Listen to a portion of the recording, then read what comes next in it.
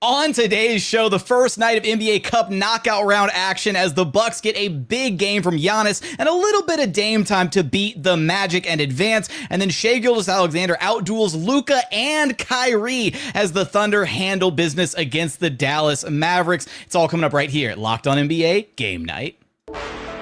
When that final buzzer rings, you know it's time for Locked On NBA Game Night.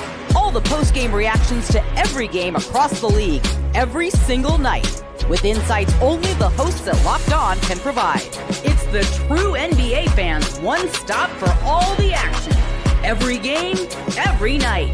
It's Locked On NBA Game Night. Tipping off now.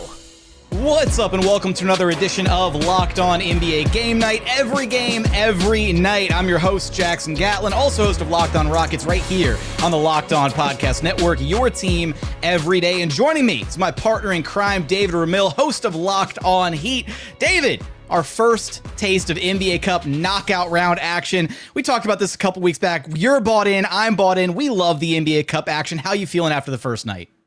Even more encouraged than ever. I thought both games were exciting. It was a lot of fun. You could sense that there was something at stake there. There was playoff atmosphere. It was great.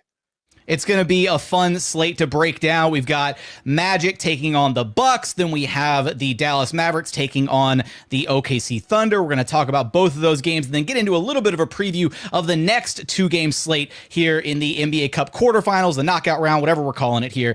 I forget which one's the appropriate name for it, but first things first, we want to thank you for making Locked On NBA Game Night your first listen every single day. Now, today's episode is brought to you by Game Time. Download the Game Time app, create an account, and use code Locked On NBA for $20 off of your first purchase. Let's go to our first game we're talking about tonight, where the Bucks advance. They get the win against the Magic. Let's throw it out to Locked On Bucks host Justin Garcia. Justin Garcia with Locked On Bucks as the Bucks headed back to the semifinals of the NBA Cup for the second consecutive year. They knock off the Orlando Magic inside a Fiserv Forum, 114-109. A night where Giannis Antetokounmpo, the league's leading scorer, has another huge offensive performance, pouring in 37 points. Damian Lillard did what he was brought to Milwaukee to do, closing the game out, adding 11 of the team's final 13 points, including some big free throws and a step-back three-pointer to tie the game in the final minutes. Well, the under-the-radar performer for the Bucks was the newly returned Chris Middleton. Only attempted 2 field goals in just his third game back, but the chemistry with Giannis was certainly existent. 8 assists from Middleton, who did not score, but 7 of those assists to Giannis. Music to Bucks fans' ears. As again, Bucks are headed back to the semifinals of the NBA Cup for the second straight year. Now wait to see who they will face, either the New York Knicks or the Atlanta Hawks. You know, David, Justin just gave us the underrated player of the night. I have an underrated stat for you here. Sure. Between Darvin Ham and Taurean Prince, they're both undefeated in NBA Cup play right now. They're both sitting at 12-0, going all the way back to last season with the LA Lakers. Interesting. Yeah, I think they mentioned that in the broadcast at one point. But yeah, that's it's just interesting to see that these players can carry over, the coaches in Darvin Ham's case. But, I'm surprised Justin didn't mention Bobby Portis, because to me, I thought he was a real game changer. Like, his points all seemed to be backbreakers at a point in time when the Magic were either trying to pull away or trying to claw their way back and keep things even. It felt like Portis was always knocking down one of his mid-range jumpers, keeping things close for the Bucks and just helping them continue to build their lead. So he was, to me, perhaps a more underrated performer aside from Chris Middleton. It's hard for me to call Bobby Portis underrated, though, because, 22 points, 9 of 11 shooting off the bench. He's over his last 2 games. He was 9 of 11 in this game, 9 of 10 last game for the Bucks. So 18 of 21 shooting over these last 2 performances. And you're right, every single play down, especially there in the first half where the Magic were kind of firmly in control of this game. No, and on the Magic side of things, right, still no Paolo Banchero. They just lost Franz Wagner. And kind of coming into this, I thought it was going to be a foregone conclusion. Okay, this should be a Bucks win on paper. The Bucks, should have no problem handling this Magic team. And yet the Magic came out and their defense is so stingy. They were forcing turnovers, they were creating havoc, and then they were doing so many little things, and they were getting a variety of scoring from across the board, right? Different guys stepping up, knocking down mid-range shots, kind of an unconventional style of play. We don't see that a lot in today's NBA game, with teams shying away from the three ball, and Magic were taking what the Bucks defense was giving them, and honestly, I was a little surprised that they were as in control of this game as they were until that third quarter, where the offense just completely dried up. They shot 6 of 26 in that third quarter, only scored 13 points to 20 by the Bucks, 12 of which Giannis scored in that third frame. Give credit to Doc Rivers and, of course, the individual players out there, but unloading the zone defense really seemed to throw them off and really kind of just changed the dynamic for how they were able to approach things. Look, the Magic aren't a good three-point shooting team. Everybody knows that. But if you're going to take away the mid-range games, or at least make these looks a little bit harder to get to, you can really stop their offense almost completely, and that's exactly what we saw in the third quarter. So eventually they figured it out. They kind of moved Wendell Carter Jr. into that connector position where he was able to kind of initiate offense from there. They would keep things out in the perimeter, swing it to Carter. He would find somebody down low, either Suggs or more Wagner or somebody along those lines, just to get a good look, maybe Goga Bitadze if he was able to get a good look at the rim. But in the third quarter, that's exactly when the Bucks pulled away, and it didn't look like they were going to relinquish that lead anytime soon until Jalen Suggs went completely nuts in the fourth quarter, something we'll talk about a little bit later. I also want to highlight really quickly here, Damian Lillard, who, there's not a lot of players in the NBA who can flip a switch and go from, purely facilitator mode into purely I'm going to score mode. And Dame did just that in this game, right? He was very clearly looking to try and get other guys involved, really facilitating through the first three and a half quarters, more or less, in this game. And then really took over there in that fourth and final quarter, hitting the big shots down the stretch of this game. There was, there was a chance, man, the Magic could have gone up, 2 points. Anthony Black at the free throw line went 1 for 2 there, and then the Magic just had a terribly blown defensive possession there at the end. They allowed a wide open Damian Lillard layup. He blew straight past Anthony Black, and then Goga Bitadze, who, I mean, look, Bobby Portis had been, on fire to that point in the game, and was on fire all the way up until the final buzzer. So I understand his desire to want to close out on Portis in the corner, but you can't give Dame a parting of the Red Seas drive all the way to the basket. That just can't happen. Let's throw it out to Locked On Magic host Philip Rossman-Reich for his side of things from this game. This is Philip Rossman-Reich, the host of Locked On Magic, here at Fiserv Forum as the Orlando Magic fall to the Milwaukee Bucks 114-109, ending their trip in the NBA Cup. And really, this is a game that came down to little things. The things that you expect, frankly, a playoff elimination game to come down to. Giving up a run at the end of the third quarter, finishing quarter strong, a turnover at the wrong time, a great shot by Damian Lillard, a missed shot, a foul, a missed free throw. The little things that determine games. This felt like a playoff game, and it was an elimination game in the NBA Cup, but more than that, this Orlando Magic team playing without Paolo Banchero, without Franz Wagner, they fought. And that was something that was evident. That was something Jamal Mosley, the coach of the Magic, wanted to make sure that they knew and understood. On a national stage, without their two best players, the Magic fought, and they fought very, very hard. They put themselves in a position to win a game, put themselves in a position to feel that they left one on the floor here. And that says a lot about where this Magic team is and where this Magic team is going. David, do you subscribe to moral victories here if you're the Orlando Magic? I know they're eliminated, but no Franz, no Paolo. Do you still feel good about how close this game was if you're the Magic? Absolutely. I if I was a Bucks fan, I would not be kind of relishing this victory at all, because it should not have happened. If you had Wagner out there, if you had Banchero out there, if you had Jonathan Isaac out there, if Jalen Suggs doesn't get hurt in the third quarter and has to miss some time, he was back on the floor eventually. Again, as I mentioned, huge fourth quarter from him. But who knows? Maybe they might be able to kind of pull away there. I think they would have maybe even dominated. They probably would have got significantly more offense. It's not like they were shooting well anyway from the perimeter, but between those two players capable of scoring at least 20-plus points each, they probably could have won handily over the Bucks in Milwaukee. So I like what Philip pointed out as far as the effort is concerned. Great tenacity, great defense. They just continued to put pressure on the Bucks all night. The Bucks at home, they look like the worst team out there despite the win. Honestly, it's hard not to love this Orlando Magic team, right? They're scrappy, they're hard-nosed, they play amazing defense, right? One of the top 3 defenses in the NBA this season. Jamal Mosley really has coached up a group of guys that, again, any other team out there, maybe, missing one, if not both of their star players might have just rolled over and been like, not had the right fight, the right body language, anything.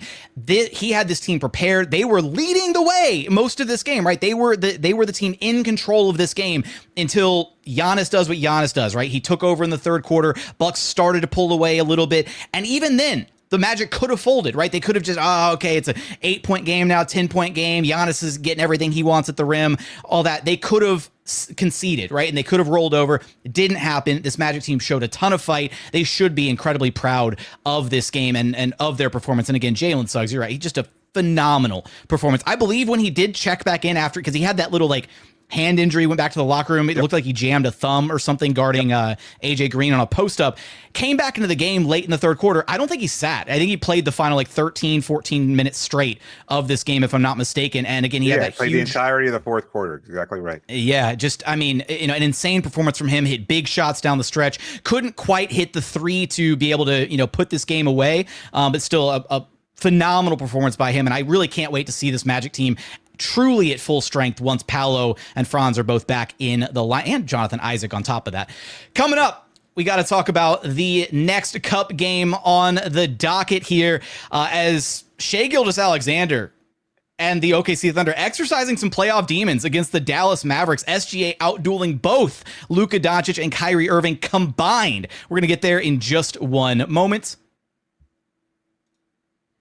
First, today's episode is brought to you by FanDuel. Get ready to tackle the NFL action with FanDuel, America's #1 sportsbook. Right now, new customers can bet $5, just $5, and win $150 in bonus bets if you win your first $5 bet. The FanDuel Sportsbook app gives you everything you need to place live bets on the NFL, all in one place. So when you get a hunch in the middle of the game, you can check out the latest stats, view live play-by-play, and so much more on the exact same page where you actually place your bets. Just go to FanDuel.com to join today. And while you're there, take a look at all the different odds available. Check out their parlay builder. Check out the different season awards winners, all that good stuff, or just the outright favorites to win this year's Super Bowl. Right now, the Lions, the favorites at plus 270, the Chiefs plus 500, right behind them, the Eagles at plus 550, and rounding out the top five, you have the Bills at plus 650 and the Ravens at plus 1,000. So for all those odds and so much more, head on over to FanDuel.com. Never waste a hunch and make every moment more with FanDuel, an official sportsbook partner of the NFL.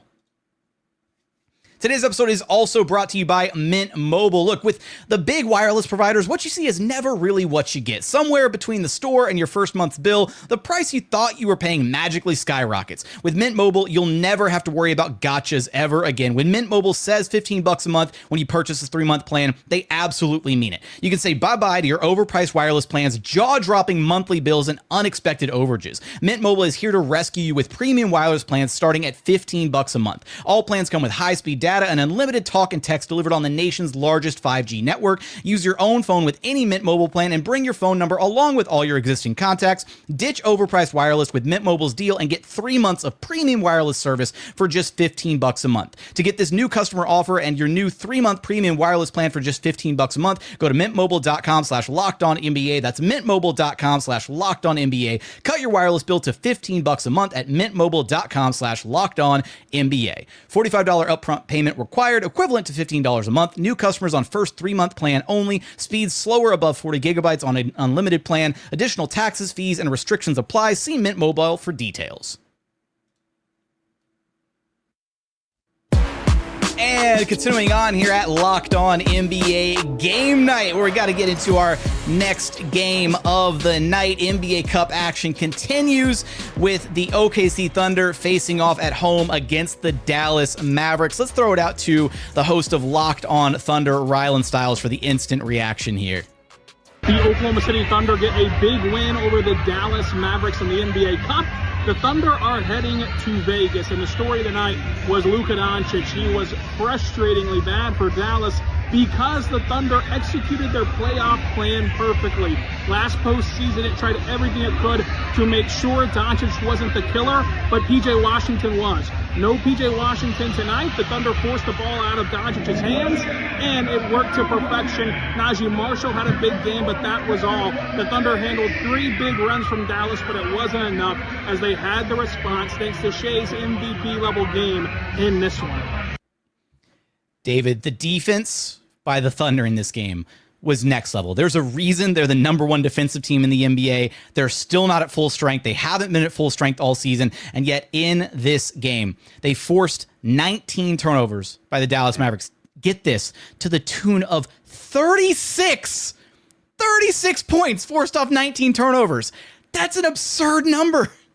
It is. It is. First of all, though, can I just say I feel bad for Rylan? I don't know where he is right now, somewhere in that arena, but it was seizure-inducing watching those lights flashing on his face. Like you can see his eyes and his pupils dilating as he's trying to deal with that kind of lighting. Hey, man, it's a party in Paycon Center. Let them celebrate, okay? They're exercising some demons against this Mavericks team that eliminated them from contention last year, okay? Yeah. But good point, though, about the OKC defense. Phenomenal. They put that double team on Luka, made him uncomfortable, forced him into bad passes. They were just challenging everything between Lou Dort flying all over the place, Alex Caruso, everybody just contributing, everybody connected. What a fantastic display from them.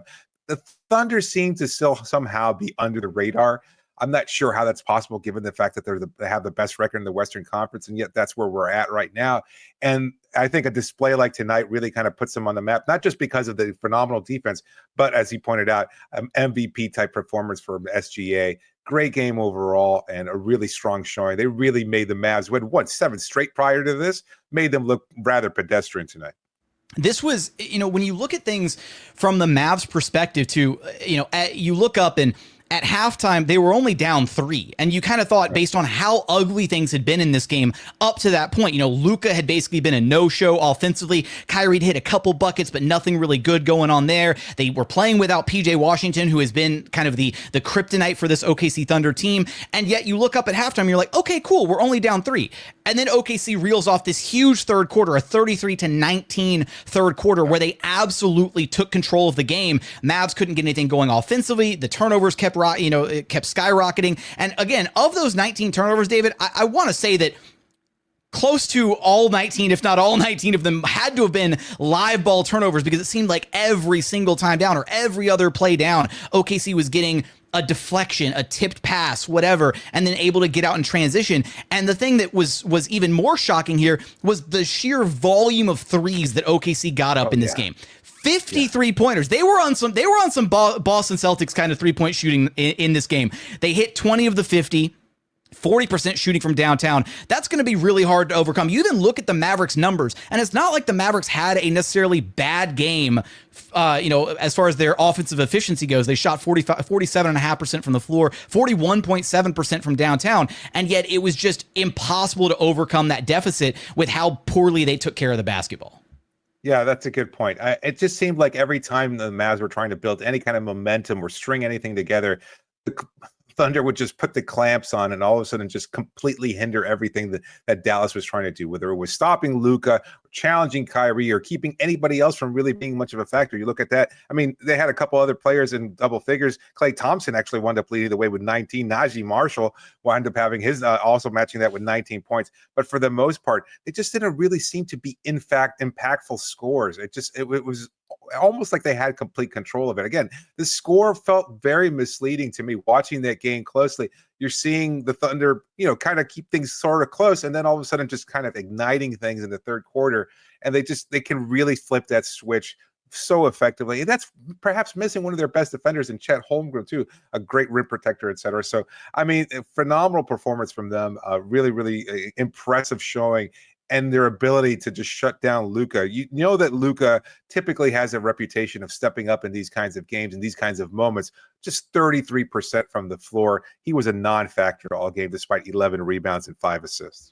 I gotta say, I do, from some of the losses that Luka's handed to the Rockets over the years, I do have a little bit of Luka PTSD. And that moment with about 3 minutes left in the game where he banked in a triple and got the 4-point play and went to the free throw line, I thought, oh no, here it comes. Here comes the Luka magic. And it was at that point, it was too little too late. Kyrie went on his own little run at the top, near the top of the fourth, and just not enough, right? The Thunder were able to survive all those. One more stat that I want to point out here really quickly. The Thunder are not a good rebounding team. They're just not. They don't have a ton of size. They've been playing playing basically one big all season long. First it was Chet Holmgren, then Chet goes down. They play small ball for a little bit. Now Isaiah Hartenstein's back, so they're still, down to just one big essentially. They out-rebounded the Mavericks 52-44 in this game. Derek Lively did his job. He had 13 rebounds. He held down the fort as the starting big for the Mavericks.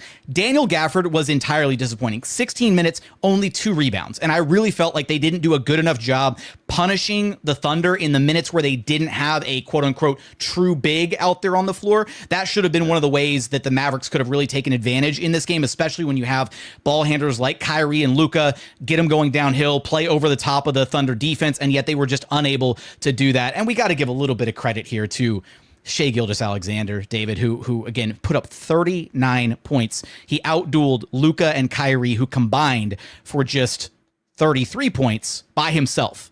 That's a tall task, and it seemed like, nothing that the Mavericks defense was throwing at SGA could slow him down. I got to ask you here, if the Thunder finish with the number 1 record in the NBA, I know Jokic is putting up absolutely insane bananas numbers for the Nuggets. This has to be SGA's MVP, right? If the Thunder are the number 1 seed in the West? I think that's fair. You can look at what Jokic is doing in Denver and carrying that team that's suffered through injuries, and of course their roster has been somewhat demolished. But overall, I think if you can carry this team as completely and you can carry them to that record, you have to deserve some consideration. Look, I hate that kind of blending of team success versus individual success, because the criteria seems to change depending on what player you favor. So it's kind of difficult for me to say, but he deserves it. He's gotten a phenomenal season. He had one last year. He's been one of the best players in the league for a while now. I don't see why he wouldn't get that kind of consideration. Coming up, we're going to preview the next 2 NBA Cup quarterfinals matchups, Hawks versus Knicks and Warriors versus Rockets. We're going to get there in just one moment. First, today's episode is brought to you by Game Time. Look, if you're trying to go to one of these quarterfinals games, right, if you're trying to maybe get tickets to one of the games happening in Las Vegas this upcoming weekend, go check it out on Game Time. They filter out the fluff to only show you incredible deals on great seats, so you don't have to waste time searching through thousands of different ticketing offers. But that's not the only feature they have that's amazing. They've got their ticket coverage, their lowest price guarantee, views from your seat, so you know exactly what to expect when you get to your venue. But my personal favorite, they're all-in pricing. When you download the Game Time app, toggle on the all-in pricing feature, and they're fully transparent with their price from start to finish. They never hit you with any hidden fees or any of those like little price gouging tendencies that other ticket providers sometimes try to manipulate you with. So take the guesswork out of buying your tickets with Game Time. Download the Game Time app, create an account, and use code LOCKEDONNBA for $20 off of your first purchase. Terms apply. Again, create an account and redeem code LOCKEDONNBA. That's LOCKEDONNBA for $20 off. Download Game Time today. What time is it? It's game time. And final segment here at Locked On NBA Game Night. Every game, every night. And right now, we're going to take a look at the next 2 games coming up in this NBA quarterfinals slate. Hawks against the Knicks and Warriors against the Rockets. And we'll take things out east first, David. And man, Trae Young in Madison Square Garden, we know we're headed for a good game in this one. It is going to be an absolute performance. Trae loves playing the Knicks, and he loves playing them even more when it's at MSG.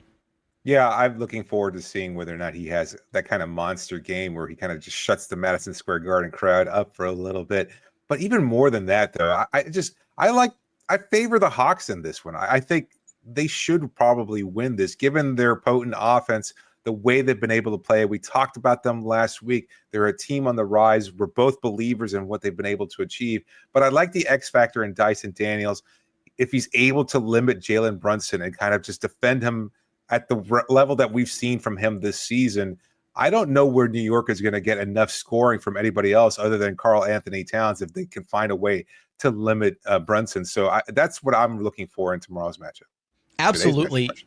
Yeah, no, today's matchup for sure. As this is not our usual night. We're a little thrown off here. We're not usually on the Tuesday night slate. Shout out to our usual Tuesday night game night hosts, Wes Goldberg and Tony East, who so kindly swap nights with us because I'm on duty covering the Houston Rockets here for their home game against the Warriors. We're going to talk about that matchup here in just one moment. But David, let me hit you with a fun stat for this Hawks-Knicks matchup.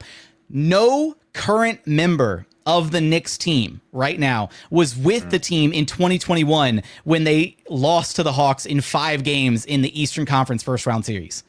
Not Mitchell Robinson. I mean, he's hurt, obviously, so he's not available, but he was on the roster, wasn't he, in 2021? It feels like he should have been. Was he? Again, I pulled this stat. I should have maybe fact checked the stat before quoting it. But I pulled this stat from a very official source. So if the official source has it wrong, then that's not on me.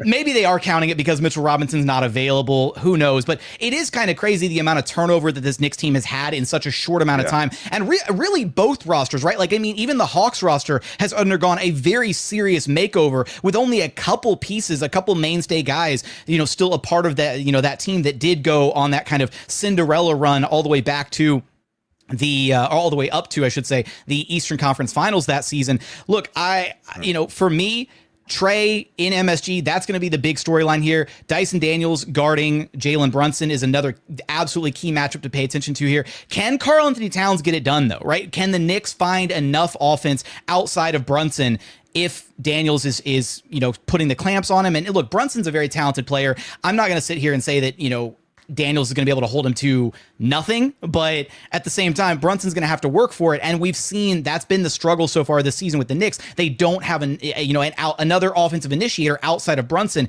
Cat can handle and create for himself a little bit, but he's not the guy who's going to get other guys involved. So how do the Knicks step up offensively in this matchup? Well, I think the priority for Cat is just to try to be aggressive, stay aggressive, not complain for officiating to the officials anymore. But at the same time, also try to get Clint Capella into foul trouble because that'll make his life so much easier. And if they can find a way to generate points that way, again, just move the ball around, see if they can find somebody like OG or somebody else from the perimeter. Maybe Josh Hart can make some of those well-timed cuts to the basket so they can initiate a little offense. Because other than that, if Brunson is limited or at least not nearly as effective as we've seen from him in the past, then it's going to be a slow night for New York, despite the fact that they're at home.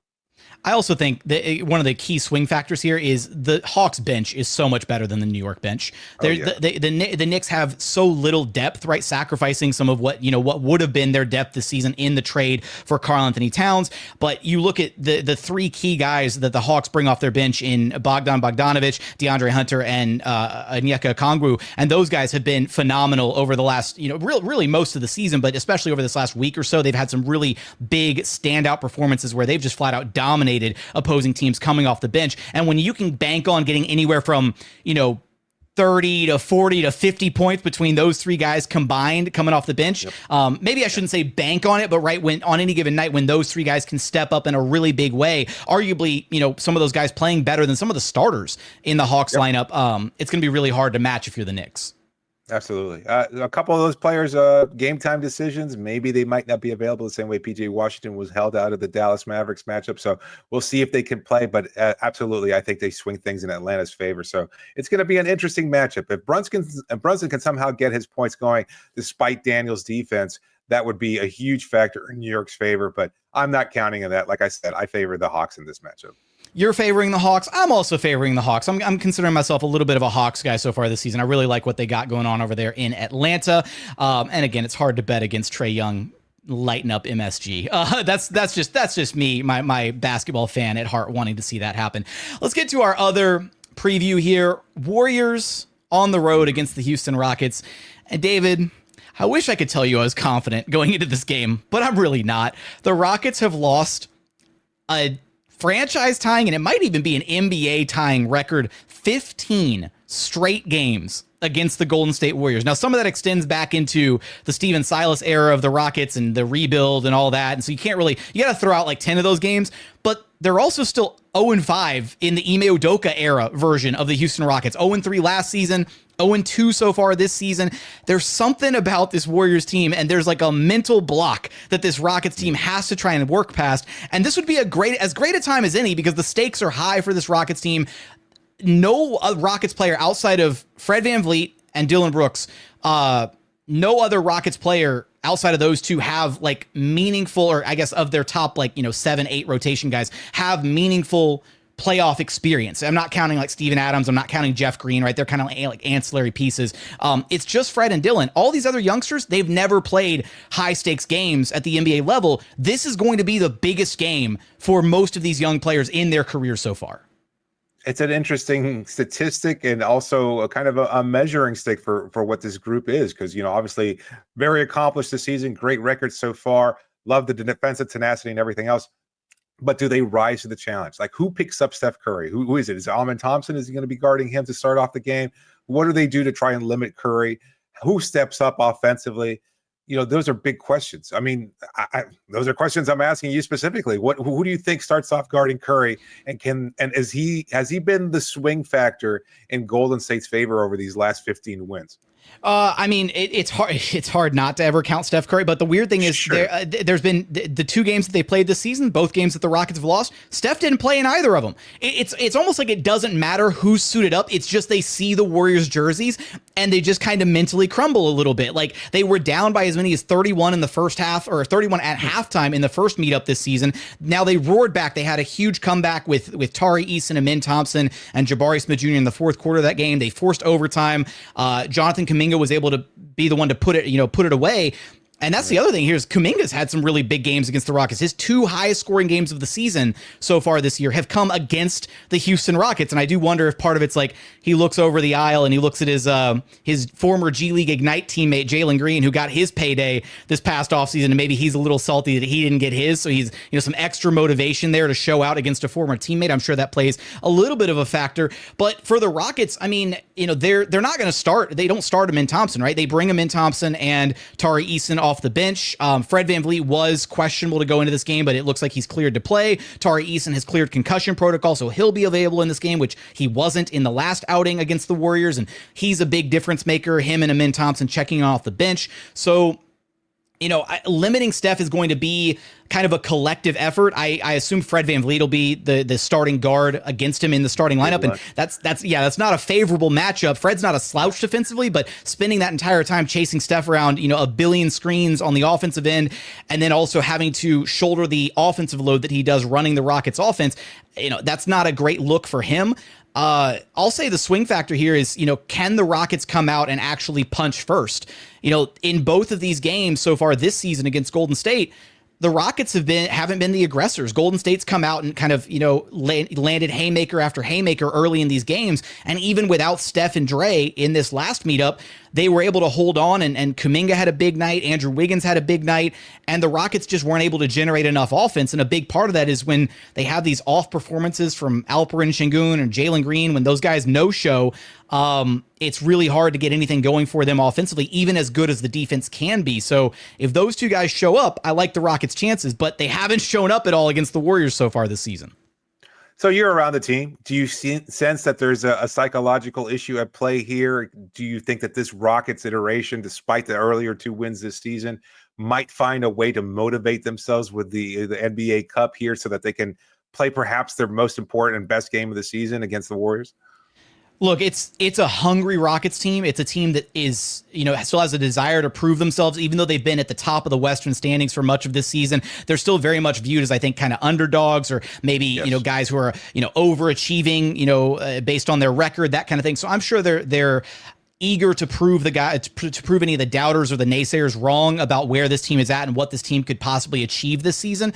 A big part of it's going to boil down to offensive execution. They've been good enough in both games defensively to be able to win. They locked down in the first game, they forced overtime, and then in this last matchup, they held the Warriors to just 99 points. They've been good enough defensively both of these games to win. It's about whether or not they can string together a solid enough offensive performance, and that ultimately starts with the guards who have to initiate the offense in Fred VanVleet and Jalen Green, and then also Alperen Şengün, who is the conductor of all things for the Houston Rockets offense, operating out of the middle part of the floor. Who do you favor in this game, David? I thought the Rockets had a good chance prior to talking to you, but now I'm not so sure. I'm going to defer to you on this one, but I'm going to lean Rockets. I'm at this point where it's like, when a player's like in a slump and they're slumping. I'm at this point where I think the Rockets are due for a win. Like, you're 0-15 against the same team. And like, at some point you're going to have like a hot shooting night or just have a breakout game from a couple different guys.